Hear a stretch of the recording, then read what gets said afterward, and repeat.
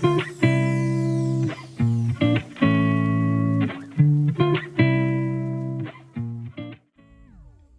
guys, welcome back to my channel. Today is Father's Day and I'm making a sweet treat for you fathers out there. It's a quick and easy thing to do. Just follow the steps that we'll be doing right here. Okay, here are our ingredients. We'll be using some almond seeds, sugar, cinnamon, and of course the freckled ripe bananas. That means they're overripe. You want to keep your bananas really ripe for this process so that the flavor will come out stronger in the banana bread. Okay? Then we'll have some vanilla, eggs, flour. I'm using all-purpose flour and some vegetable oil with raisins. Now the raisins, of course, and the almond nuts are optional. Okay, stay with me. And we'll be using a bit of salt also, okay? Stay with me. So okay guys, the first thing we're going to be doing is combining all the ingredients, and you want to be just sifting the flour.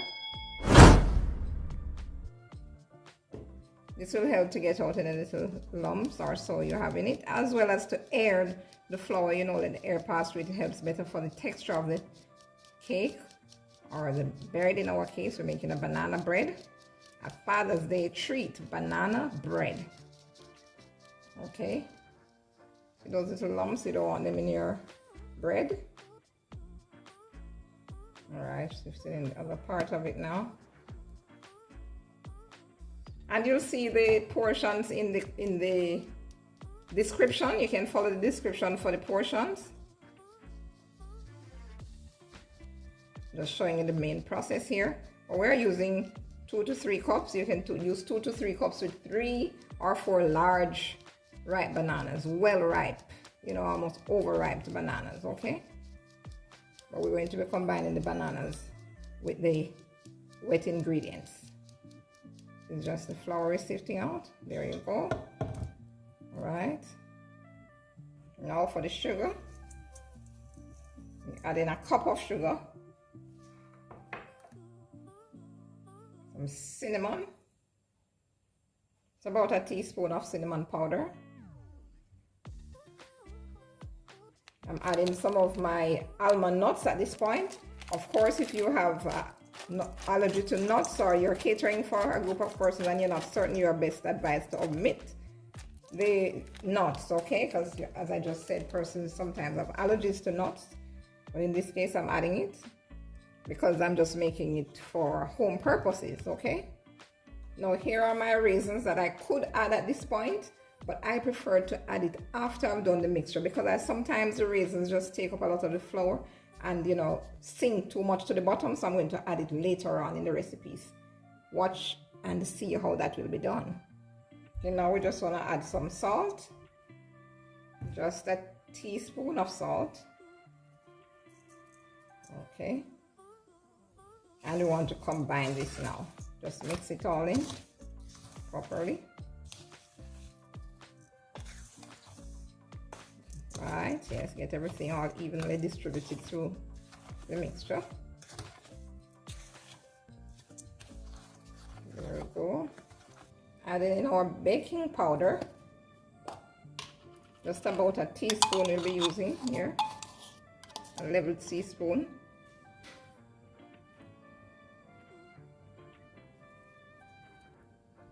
Or baking soda.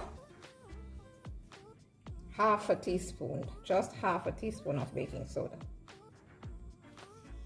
All right, combine this through evenly. All right, that's all mixed in properly now. So we're going to move on to the wet ingredients. Moving right on. So here we are, ripe bananas ready to go. Super ripe. Remember I said, guys, you want to get these very well ripe, you know, when they're starting to freckle like that. It helps very well for the flavors. So just gonna put these in and break them up. Afterwards, we will beat them with a fork. The recipe really calls for like 4 ripe bananas, but because these are so large, I'm using 3 of them. 3 really large bananas. See how big they are? Yes. All right. Wow. These bananas are huge. Now we're going to just smash them nicely.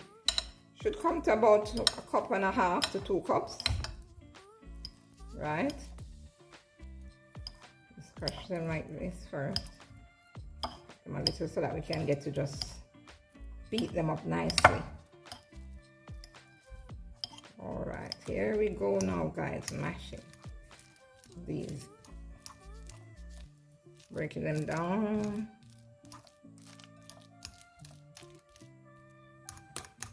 So this is mashing out properly now. Wow, getting almost liquid. Because you want to beat this properly until it's almost smooth, because you don't want the banana pieces to be too chunky in it, right? It doesn't have to be completely smooth, but not too chunky. So you beat it until you have very small bits, maybe close to none in it. Guys, I should tell you too, if you want to be using frozen ripe bananas in this recipe, you need to take them out way ahead of time and allow them to come to room temperature. If not, it will kind of cause your banana bread to sink a bit. You know, when you're baking it, it just plunges down in the middle. Yes, so you want to make sure that you thaw them out at first and bring them to room temperature.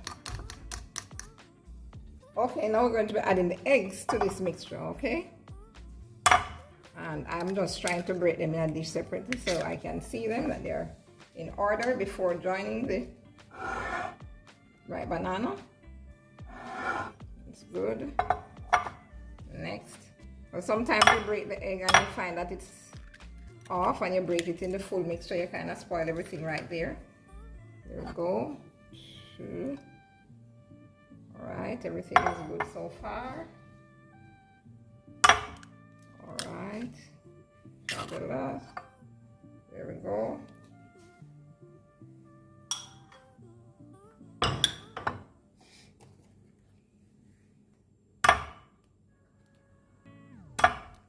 Alright, there we go. Alright, that's the first one. Now, as always, when you're cracking eggs, sometimes a piece of the shell will get away. You have to look out for that. You don't want to be biting into your cake or your bake, whatever it is that you bake. In this case, our banana bread, and taste the shell. Come upon a piece of shell, you don't want that. Alright. Vanilla. Okay, we're using a teaspoon of vanilla. Alright, mix that together once again. The oil, adding 3/4 cups of this oil, vegetable oil. In some banana bread recipes, you'll see they use butter, but it's perfectly okay to use the oil.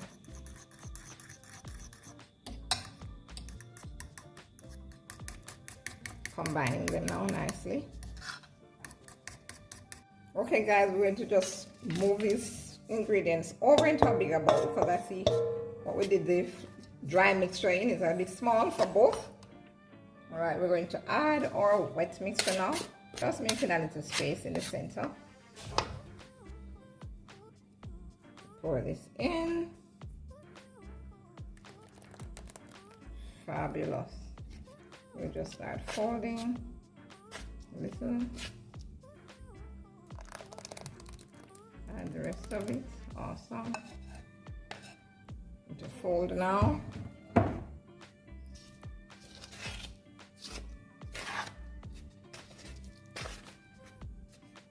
Right, adding the rest of it. Awesome. I'm gonna mix this nicely.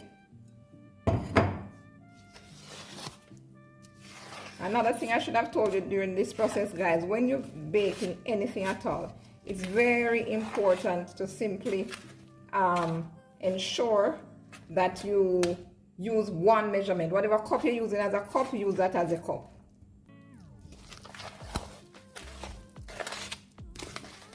Yes. Don't use one size cup for one thing and then another size cup for another. You want to be consistent with your measurement. So you choose a cup that you'll be using to measure your ingredients and you stick to it, okay? All right, guys. Ooh, that's coming together really nicely.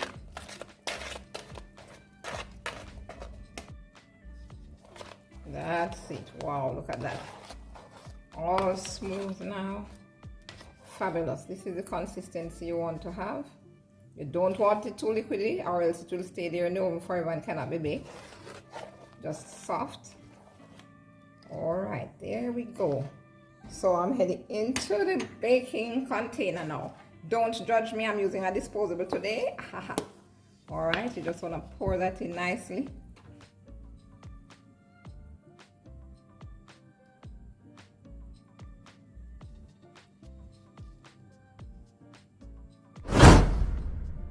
Awesome. Fabulous. Yes, yes, yes. There we have it.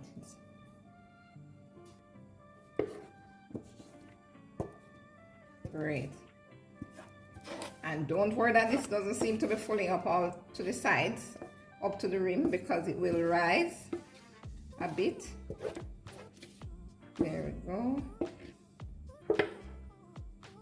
Alright guys, remember I told you could have added the raisins before when you're putting in the dry mixture to the flour and other dry mixture, but I want to add it this way because I don't want it way down in the bottom. Look at it. This is how we're doing it. Just drop them in like that. You use some hard energy and kind of sink them from the top. This is just my way. And they will sink. When they sink now, they'll be just down enough and not at the bottom burning. Okay? I just use some force to just flash them in like that. Get them all over. This way they're not at the bottom burning, yes.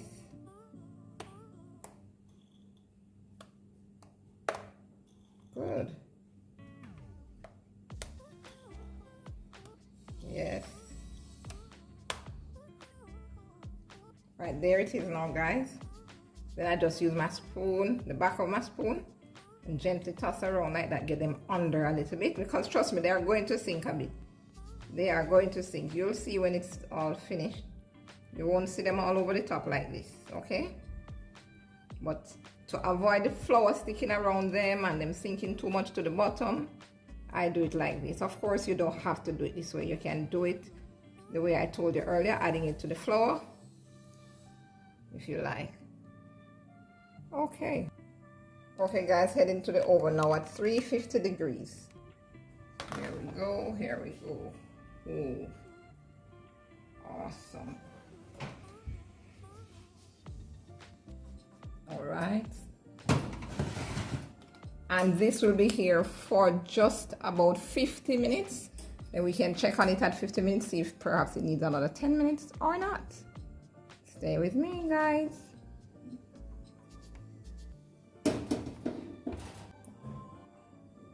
Awesome, guys. After 55 minutes, there is our banana cake or banana bread, as you like, our Father's Day treat. I'm sticking this to see if it's ready. Ooh, ooh, ooh, you see that? Clean as a whistle. That's all the signs that this is ready. Ready. I'm just gonna serve this up for you now, guys. I'm just going to let it cool down a little bit before I serve it up for you. Stick around. Okay guys, our banana bread or banana cake, as some of you may call it, has cooled down, and we're just slicing into this now to serve it up for you. Oh, that feels so nice and easy. Easy does it. Wow.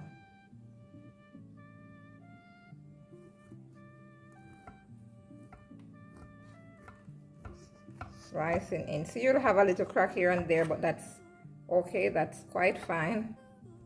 No problem. All right. There we go. There we go. Look at that crust. That lovely crust. Oh, it's so moist. Now, guys, remember this is our Father's Day treat, so we're going to add a little something to it, you know. Add a little cherry here. Just making a little presentation. Serve this up as a lovely dessert on this Father's Day. You know, the fathers think we don't make enough effort on Father's Day, so here we are making some effort. There we go. Wow. How many of you like to combine your pastry with some ice cream? Let me know in the comments. Do you like combining your pastry with ice cream?